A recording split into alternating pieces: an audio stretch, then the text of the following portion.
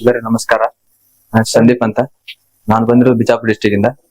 Actually ನಾನು ಈ coaching ಬಂದಿರೋದು ಆನ್ಲೈನ್ ನೋಡ್ಬಿಟ್ಟು, ನಾನು ಯಾರು ಸಜೆಸ್ಟ್ ಮಾಡಿಲ್ಲ.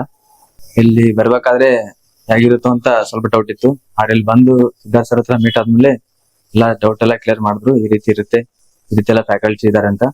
ಇಲ್ಲಿ ಫ್ಯಾಕಲ್ಟಿ ಅನ್ನೋಕ್ಕಿಂತ ಜಾಸ್ತಿ ಜನ ಆಫೀಸರ್ಸ್ ಬಂದು ಪಾಠ ಮಾಡೋದು.